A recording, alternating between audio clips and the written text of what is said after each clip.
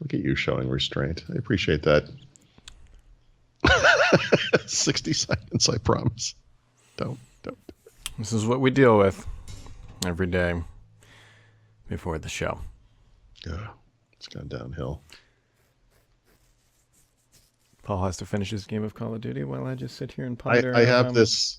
It's kind of like a tradition. This is going to be in the show, by the way.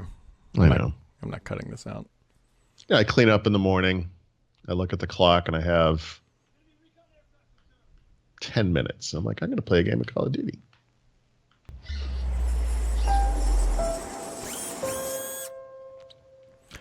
Welcome back to First Ring Daily, where Paul is still sad because he can no longer be a Toys R Us kid. Yeah, that's where I met my wife. Really? At Toys R Us. Well, I had no idea. I was actually just ribbing on you because I sat here for 5 minutes as you finished up a game of Call of Duty. You know, World War II is not going to win itself. I believe that book has been written. And here we are. Paul, it's going to be a good weekend. You know why? Well, why is it going to be a good weekend for you? Multiple reasons. One, this one isn't always so great, but my wife just got on a plane to go to Boston, which means this weekend it's me, the kid, the dog, and the British Open. Oh, jeez. Okay. Wow. Actually, just called the Open, but it's in Britain. I suspect my kid may not like the golf that's on TV, but you know what? When mom's not around, plus she has a dog now. Yeah, play with the dog. Dog. But now, if the dog ends up liking golf, then the kid's in trouble. And also, you are going to be on a plane and unable to bother me for an extended period of time.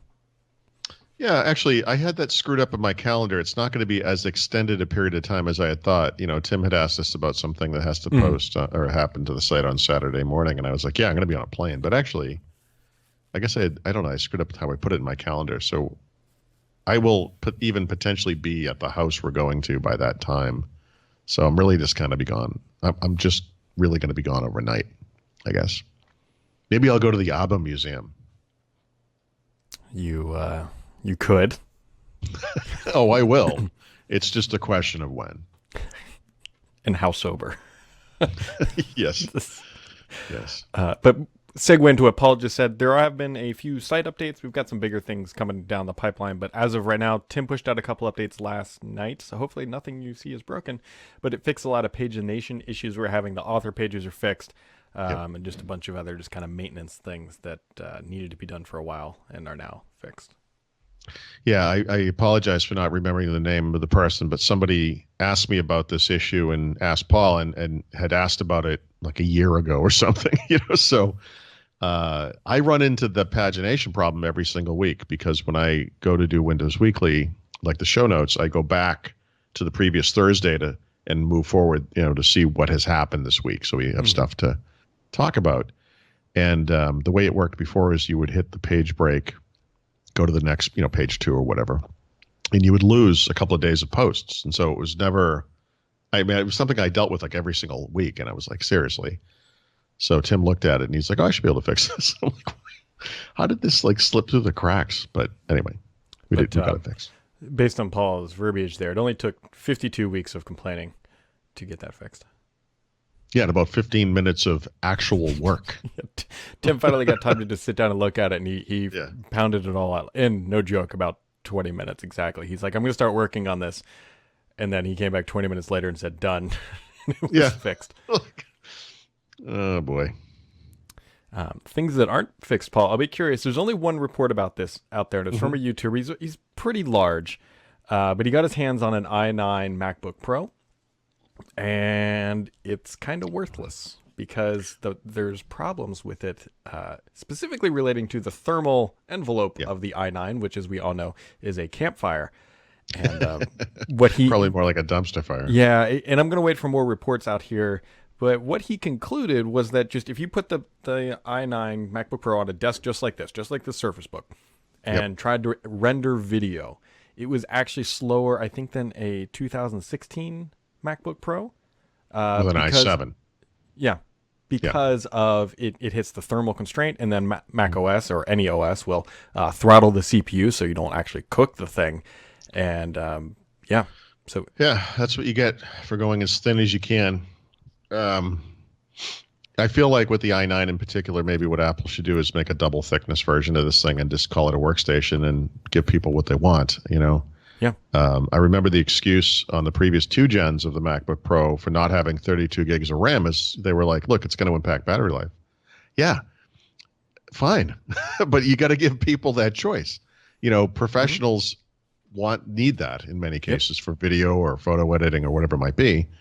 And, in this case, it's a little harder to justify, but what they should have up on their site are side-by-side comparisons of benchmarks and blah, blah, blah, whatever. And so people can make the right decision. I mean, the good news is they fixed the keyboard, and now they just have their top-end machine not really work. The most beautiful part of this video was the individual figured out how to actually make it work, and then it like pans out, and his computer is actually in the freezer running. Yeah. And then he's like, look, the benchmarks when it's in the freezer are actually much better. The problem is you have to bring a freezer, and there you go. Maybe, well, if you can afford an i9-based MacBook Pro, you can probably afford a walk-in freezer. So, maybe just set up a little office in there for video rendering. Mm-hmm. I mean, and this isn't a great comparison because it's a desktop CPU, but my work machine upstairs is an i9, and I have on that a 240 millimeter radiator with push-pull with 4 fans on the radiator, and that thing will hit 75 degrees Celsius if I'm not careful when rendering video. And so, granted, that is the desktop version of it. It's not the mobile version of it. But that thing runs hot no matter what. And I've got just about the largest radiator, and it's liquid-cooled that I could get on it. And so this is not surprising in any way. I'm just happy to have a quad-core Core i5 processor at this point, Yeah.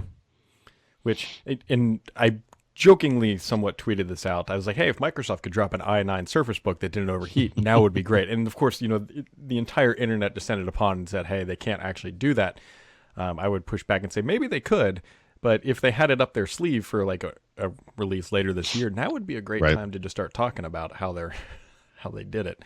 But we will. I mean, they've already improved the base for thermals. They could do. There's room in there if you look at the little gap. Yep. They could raise that keyboard up a little more. Oh, in the book though, it's up here. It's up top. It's up there. Oh, I'm sorry. You're right. Yep. So then the issue I think it would be is that it would sound like the Surface Pro 3, and they could throttle it when it was just a tablet and then blow it out. Yeah, no, they could. It wouldn't work. You're right. It would sound like the Cobras probably, unless they did some liquid cooling thing like they did with that Lumia 950. I don't know. There you go. Neat.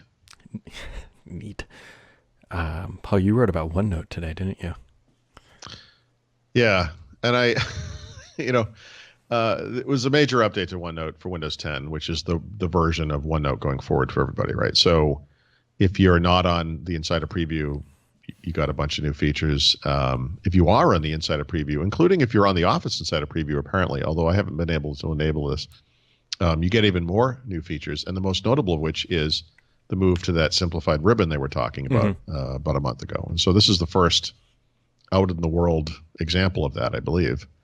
If you're on Office 365 and you're on the Insider Preview, and you have like things like Word and Excel and so forth, the 2016 apps, they're improving that ribbon too, but it doesn't look the same when it's collapsed to me as this new OneNote thing. I think it looks really nice. I think it's a really neat look. So as I noted, my wife is at the airport, and this is a sign that you go to the airport too much.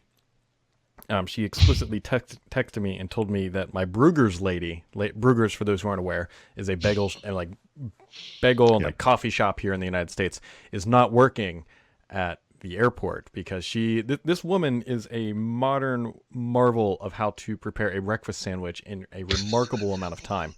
And she can do like 3 sandwiches at a time, and there's never a line, and she's always happy, and she's the greatest person ever. And my wife texted me a picture of the line and said, "Your lady's not working." Yep. And that's the way the cookie crumbles. She's on her way to Boston, Paul's old stomping ground. Maybe she could stop by your house and burn it down. I think the new people are doing a fine job at that themselves. I think I would just leave it to them. And then one other quick note, folks, here. I have a post that's going to go out this afternoon, and I promise it will because it's already written. Somebody asked me about productivity workflow, and I figured because there's so much going on in late July that now would be a perfect time to write it up. And the only one thing I want to call it out, which, Paul, you might like this app. It's called Ditto, Ditto. And this is something that should have been baked into Windows a long time ago. What this is it catalogs everything you copy to your clipboard. Oh. And so what I've done on my keyboard, there's other parts to this post, but what I've done is I've created a macro. So I hit one button on my keyboard, it brings this up, and it has everything that I've copied. But conveniently, so you kind of select into it. Yep. Conveniently, what you can do is you can pin things in the list permanently. So the all of the social feeds that we use for First Ring Daily, I just have I can click one button and click that little thing, and then it pastes the text right into WordPress. And so it has saved so much time. And then there's other things about how I used to do an email and all that stuff. But so you'll appreciate the one I could actually use that. So I pin a number of things to my taskbar. One of them is Notepad. Yep. And one of the things, this is like weird. I don't really use jump lists in Windows except for this one time. From when we post on Petri, there are these 3 add codes that have to go into the article at specific points. And I have those in a text file. I have them formatted 2 different ways. One is just normally like if you're going to put it directly into the form on the website, and the other one is formatted for Markdown, which is what I use for writing. And so every Friday when I do short takes, I open up, create a new document in Markdown Pad, and then let's see, how do I do this? I'm trying to do it as I do this. If you right click on the Notepad icon, you get the jump list, and one of the top items in it is what I call add to Petri articles. And then I open that thing up, copy it, paste it, and then go from there. But that's a little, if I had to do more of that, and I probably do, what you're describing is a much more efficient way to do that. Yep. And it's a real app, so it runs and stays in the system tray. You don't get it through the store. And it turns on when I boot up, and it's been great. Oh, nice. Yep. Well, Paul, on this last non-live show before you get on a plane and go to the land of chocolate. Chocolate. I guess it is the land of chocolate, islands, and ABBA. You got anything else before you? No. I mean, I will be around for tomorrow's show. I don't think we leave here until, I don't know, the middle of the afternoon or some terrible time, just in time for New York City traffic. No, I guess not. What about you? I was actually, Swedish chocolate's a thing, right? I was thinking Switzerland actually at first, but yeah. No, it's chocolate is a thing. Yeah, I thought so, but you gonna see the Northern Lights? Well, no, you're gonna get the opposite. It's gonna be light. Yeah, I don't know. Oddly, one of the interesting things when you go to Europe in the summer is how late the sun sets. It can often be 9:30, 10 o'clock, whatever. I don't know if it's just because we're moving further away from the middle of the year or whatever, but it's actually not going to be that late. Like, it's not like, we're going to have 18 hours of sunlight every day or whatever. But that stuff is always kind of interesting. I think because of its location, though, what it does benefit from is you more often than not have what I think of as like sideways light. Like the sun isn't kind of coming down right on you, although of course it must sometimes. And that's really cool for photos and stuff. So that might be nice. Yep. Actually, that's one of my favorite memories from when we went to Amsterdam was we were sitting around and the place came out and said, "Hey, you guys drink all the Cuban rum?" And we said, "Oh, we better go to the next bar because it's still light out." And then we all looked at our clocks and it was 10 p.m. Yeah, it's like, no, we're closing. And mind you, this was a Tuesday. Yeah, exactly.